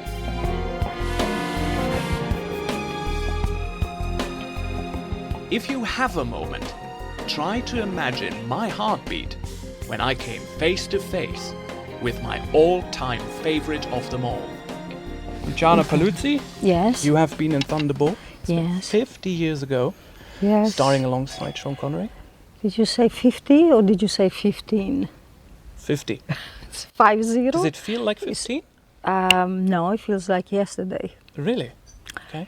It's only that I was commenting with another Bond girl before that the acting was very different then, because it was all very monotone. Mm-hmm. The tone of voice was today we speak the way we are in life, and then everything was very controlled. So that's the only difference. Yes, but your voice was something in Thunderball that was very distinct. Beside the looks, of course, the stunning looks of the 60s, your voice was something that was sort of... It was my accent. Yes, definitely. My accent. Definitely. I know. And you're fluent in how many languages? I think... I speak Italian, obviously, yes. English, French, and Spanish. Yes. That's it. I wanted to learn German, but the only thing I remember is one phrase that goes like this. Ich habe selten einen so starken Mann gesehen. Oh, how nice. Very nice. It's from very a good. movie. It's from a movie with Fritz Lang. Ah, right. Yeah, one of the first ones. My most favorite sentence is, "Aren't you in the wrong room, Mr. Bond?" That is my most favorite sentence. Really? Yes. Oh, my favorite was when I asked him for something to put on. Yes. Yes. And And he gives him the slippers. Yes. Yeah. Since you're here, would you mind giving me something to put on?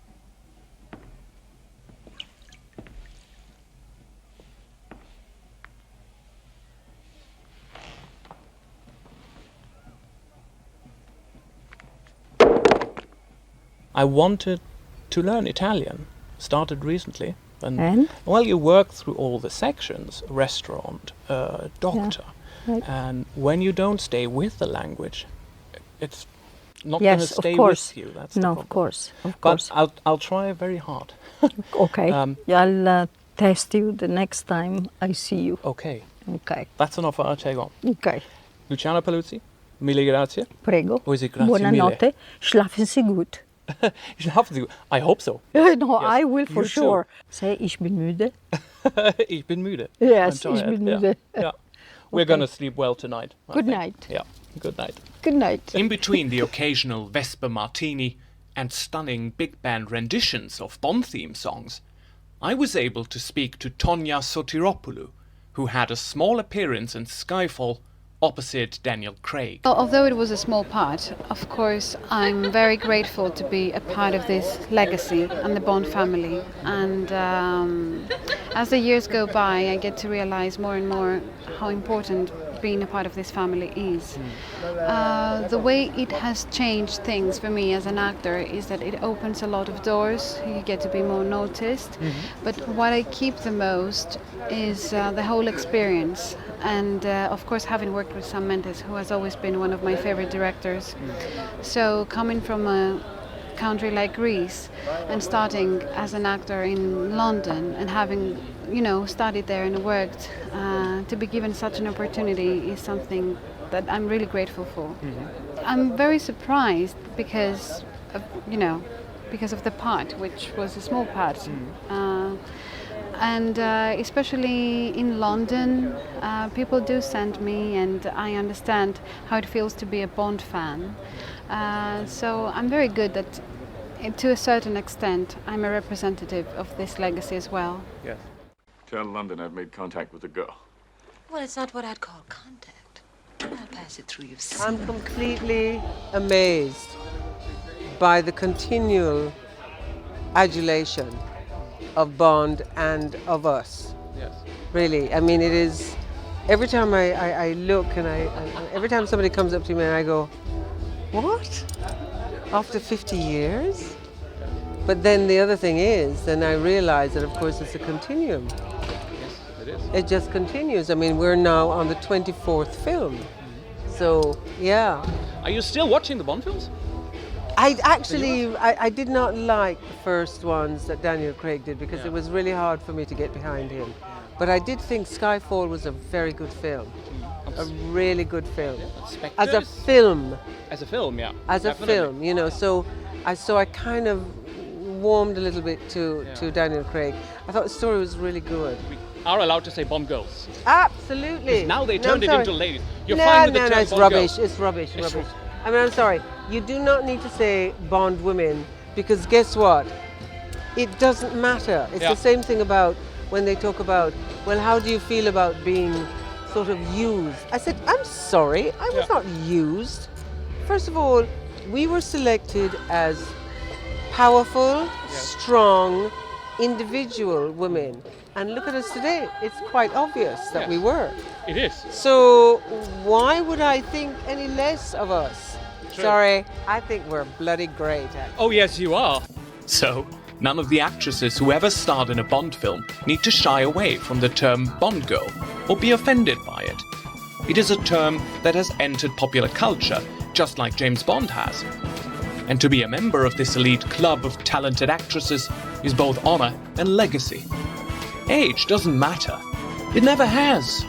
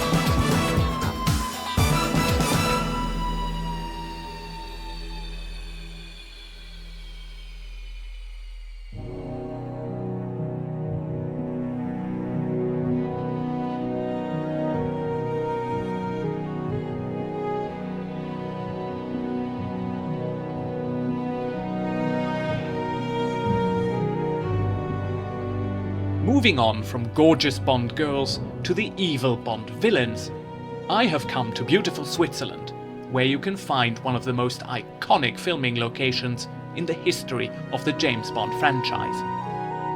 The area around the town of Lauterbrunnen was heavily featured in the 1969 Bond film On Her Majesty's Secret Service, starring George Lazenby as James Bond, Diana Rigg as Tracy, and Telly Savalas as Bond's arch-enemy Blofeld. Being on location 46 years later is an impressive feeling, and as such, also a vital part of what makes a Bond fan tick.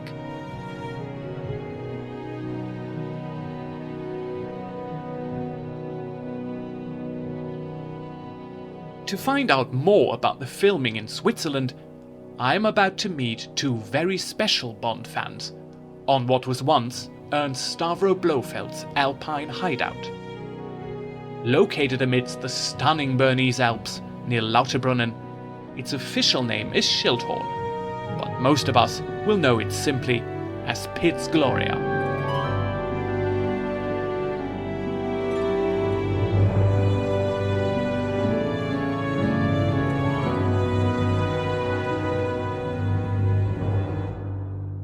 Understood, sir. Well, after receiving your mission details from M via the red telephone, you can proceed into the Bond World exhibition, which is really great. And I'm going to meet the man who made it all happen. Come along. Christer Weger, CEO of the Schildhorn Cableway. Welcome. And yeah, such an iconic place. And this crest of Blofeld, it's all original, and we're standing in the Bond World, which is a special exhibition for Bond fans. And Mr. Egger, can you tell me, how much work was it to put all of this together, and how many visitors does it attract? It was quite a fast process to build this exhibition here. We started exactly 2.5 years ago, and half a year later it was already finished and we were able to open it. We can say that 75% of all Schildhorn visitors also visit Bond World, so it's one of the major issues to visit Schildhorn. Yes. And to come here. And it's quite an interactive experience. I mean, you can see this interactive table here. You can move things from the film around. Yes. What can you do with it? What kind of information does it contain? It looks terribly complicated. Basically, in the whole exhibition, we tell the story of the film On Her Majesty's Secret Service. Yes. And then there are different points of the highlights of the film. First step is, what is the job of James Bond? He receives a phone call from the Prime Minister. What is your job? Okay. Second station is the flight to Schildhorn as Sir Hilary Bray. And then in different steps we go on till the finish, when they marry and when they shoot Tracy. I think the two highlights are really the helicopter simulator with a real helicopter and the Bob. These are the two highlights, and people really like these two positions in the exhibition. Is Piz Gloria your favorite Bond location? Well, I'm really a Bond fan, that's why I came here for work, and Piz Gloria is definitely a favorite Bond destination. Yes. In 2,970 meters height, the stunning views upon the Alps and their most prominent mountains, Eiger, Mönch and Jungfrau, are simply breathtaking. And with the occasional helicopter flying past, you almost feel like in a Bond film. A perfect setting to speak to the president of the Swiss James Bond Club and how Bond influenced his life. It influenced in many ways. I mean, my closer circle of friends are more and more related to all the Bond communities. In my free time, I like to visit, to drop in on holidays on Bond locations, if convenient. And also, since I became president of the Swiss James Bond Club, all my free time mostly I spend in this field.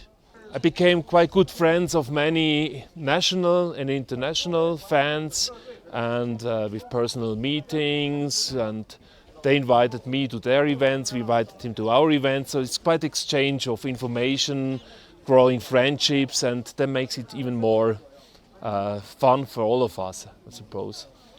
But that's what our passion is for. If you do it with passion, then it's not something, it's not work. It's what you want to do. Being a Swiss Bond club, I would never say that Switzerland shouldn't feature in all the Bond movies. The opposite. I mean, we were lucky to be here. The beautiful mountains for the shooting on Her Majesty's Secret Service, Goldfinger and all the Bond films. So they used Switzerland already quite often. We're very happy about that, and we hope they would consider us again in the future as well. I mean, obviously for ski sequences we have a lot of beautiful mountains to offer, and we're most welcome to have Bond back somewhere in the close future, I hope. In a way, Bond was back only 3 months later, when in July 2015, Bond aficionados were invited to the exclusive opening of the 007 Walk of Fame on Schildhorn Summit. And Bond was brought back in style.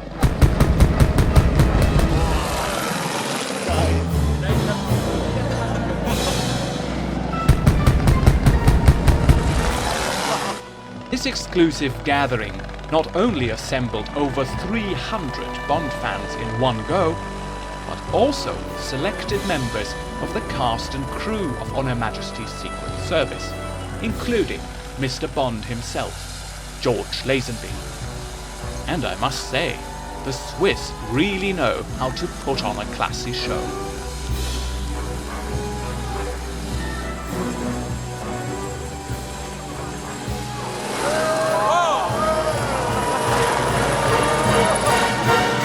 Before we move on to some legendary Bond villains, let's meet the architect of some of their greatest lairs, Academy Award winner Sir Ken Adam, who designed the sets for no less than 7 Bond films between 1962 and 1979. At a very relaxed meeting in Berlin, the city where he was born in 1921, he revealed his very first artistic attempt. An uncle of mine who thought he was an artist. He really wasn't. But I showed him one of my first paintings, which was a stag in Scotland. And he said in German to me, "Es sieht aus wie Spinat mit Ei." And that affected me so much. Yeah, because then I went into a period of copying, you know, and I never forgot that. Since I knew that Adam had also helped design much of the in-game levels for the console game GoldenEye Rogue Agent, I just couldn't refrain from letting him in on a little story of my own. I died constantly from enemy fire because I was looking at the game design. Amazed how sophisticated our hosts are, you know, because you don't know, at least I have not normally found, you know, when we were in other countries, that people who are working on Bond clubs and so on are that sophisticated, but you are. No, they know everything, that's fantastic. Yes. Finally, it's time to get face to face with one of Bond's most notorious adversaries, blood-weeping banker Le Chiffre from Casino Royale. I couldn't help but wonder if actor Mads Mikkelsen would probably have some advice on how to win big in the next poker game. Well, first of all, you can start out with a lot of money. That's a good start. And then cheat. That's another good start. How do you cheat? Well, you pack your cards, you know, whatever. All right. Legal stuff. No. I mean, I have no idea how to win in poker. You meet so many different people who play poker different ways. You can easily lose to a kid who doesn't have a clue because what you're doing, he doesn't observe, right? And then you can lose to somebody who's much better than you and vice versa. James Bond did not change my life at all. Thank God for that, because I had a great life. But it obviously made the pile of scripts slightly bigger that I was offered. In the beginning, it was a lot of bad guys that was resembling this guy. But more and more so, interesting stuff came from around the world. So it changed my career to a degree, not my approach to what I'm doing. And so if that would not have happened, I would probably do the same as I'm doing now, but maybe in a little more moderate way, maybe a little more back home. It's the simplest thing to cause more pain than a man can possibly enjoy. And of course, it's not only the immediate agony, but the knowledge that if you do not heal soon enough, there will be little left to identify you as a man. A good villain needs a trusty henchman, and German actor Götz Otto brilliantly fulfilled that part in one of my favorite Bond films, Tomorrow Never Dies. Götz Otto, hello. Nice to meet you. Nice meeting you too. And I have a relic from the Hotel Atlantic, which I would like to show to you. It is a photo that they presented to me, which is you, still with blonde hair, at the set of Tomorrow Never Dies. With Roger Spottiswoode. With Roger Spottiswoode, Yeah. yes. You have been in a Bond film, a very brutal role, Stamper. Would you say this has changed your life in any way, or your career? Oh, absolutely. I mean, that was my first international appearance, like real appearance, where I had the chance to find a broader audience, and after that, internationally, I worked. I would say I'm currently working 50% Germany and 50% international, and those doors wouldn't have opened if I wouldn't have played that one part.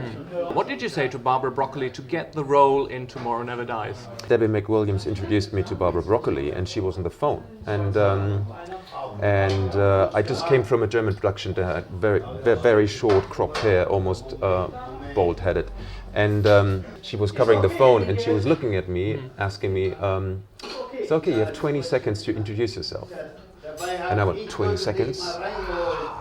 What can I say? And it popped into my head. I'm big, I'm bad, I'm bold, I'm German, 5 seconds, keep the rest. And we were smiling at each other, and that was my first casting. Didn't get me the part, but at least brought me the chance to come back. I have encountered the spectre of defeat so many times in my life, and yet I've also learned that every day, every happy moment, memory, holds a quantum of solace. And with this wonderful circle of friends and fellow Bond fans, you, how could I not be at an all-time high?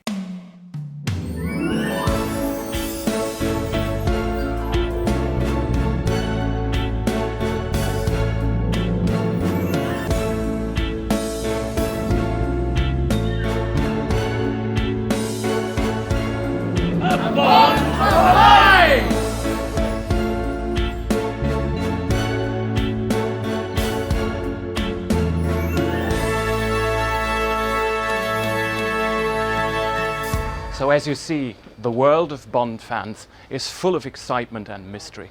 And after having visited 7 countries and 133 locations, I'm quite exhausted. But there is still one place I have to visit to pay tribute to a very special person.